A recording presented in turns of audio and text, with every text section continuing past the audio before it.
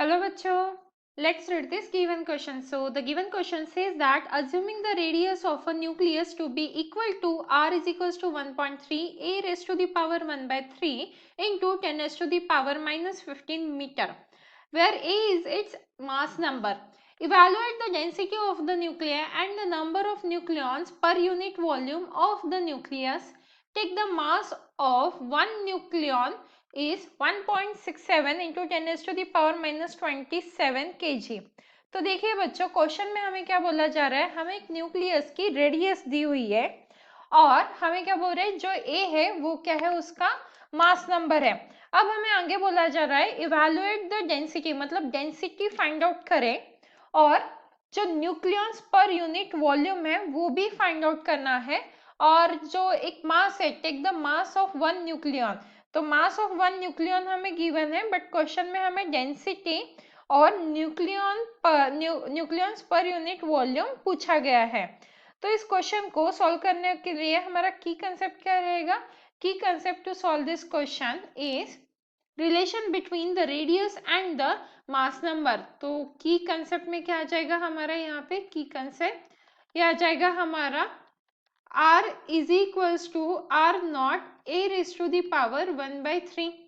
अब a क्या है, हमारा मास नंबर है, और r नॉट क्या है, ये कांस्टेंट होता है, तो r not is equals to क्या आ जाएगा 1.3 into 10 raised to the power minus 15 metre आ जाएगा। ये हो गया हमारा r नॉट।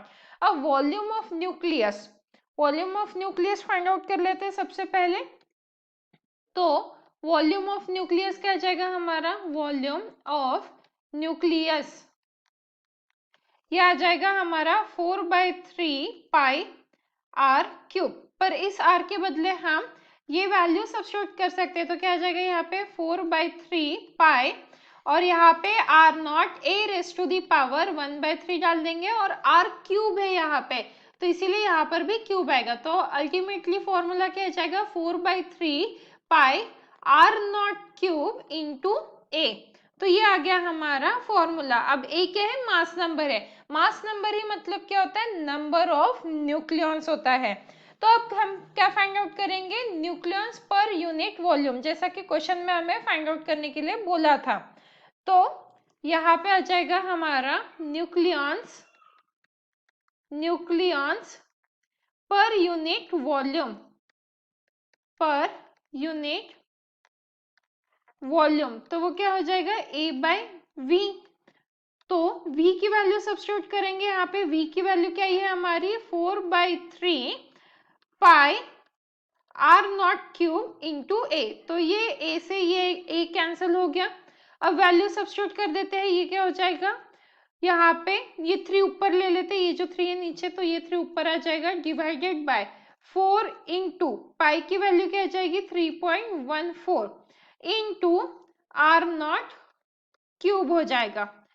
तो वैल्यू सब्स्टिट्यूट करेंगे 3 डिवाइडेड बाय 4 इंटू 3.14 और आर नॉट की वैल्यू क्या आ जाएगी हमारी 1.3 into 10 raise to the power minus 15। तो यहाँ पे ये आ जाएगा इवन। आप देखिए क्वेश्चन में जो रेडियस दिया है वो रेडियस क्या दी हुई है, यहाँ पे आप देख सकते हैं r is equals to 1.3 into 10 raise to the power minus 15 into a/1/3 है। इफ हम कंपेयर करेंगे तो ये a/1/3 मतलब ये वैल्यू हमें आर नॉट की दी है। तो इवन इफ हमें कांस्टेंट की वैल्यू पता नहीं है, तो अभी फिलहाल इस क्वेश्चन में हमें ये वैल्यू गिवन है, बट मोस्टली हमें ये वैल्यू पता होनी चाहिए। तो आर नॉट की वैल्यू सब्स्टिट्यूट कर देंगे अभी, यह आ जाएगा 1.3 into 10 raise to the power minus 15 और उसका क्यूब आ जाएगा। तो इसे सॉल्व करेंगे तो आंसर क्या आएगा 1.09 into 10 raise to the power 38 nucleons पर सीसी मतलब क्यूबिक सेंटीमीटर। तो ये आ गया हमारा न्यूक्लियॉन पर यूनिट वॉल्यूम। अब हमें क्या फाइंड आउट करना है, डेंसिटी। तो डेंसिटी हमें पता होती है, डेंसिटी क्या होता है, मास अपॉन वॉल्यूम होता है, तो m/v। तो इसे हम क्या लिख सकते हैं, m इंटू 1/v लिख सकते हैं। और अगर हम देखें तो ये जो है ये अल्टीमेटली a और a कैंसिल हो गया, तो मतलब ये जो वैल्यू है ये किसकी वैल्यू है, 1/v की ही वैल्यू है। और वो कितनी आई है 1.09 इंटू 10⁻38।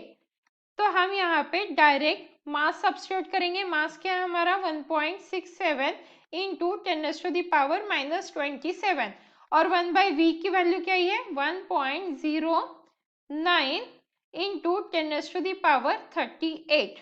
अब अगर हम इसे कैलकुलेट कर लेते तो आंसर क्या आएगा 1.82 इंटू 10⁻11 kg पर क्यूबिक सेंटीमीटर। तो क्योंकि क्वेश्चन में हमें nucleons per unit volume find out करना था, तो उसका आंसर क्या है 1.09 इंटू 10⁻38 न्यूक्लियंस पर CC and the density is 1.82 into 10⁻11 kg per cc. So these are the final answers of this question. Hope you understood it well. Best of luck.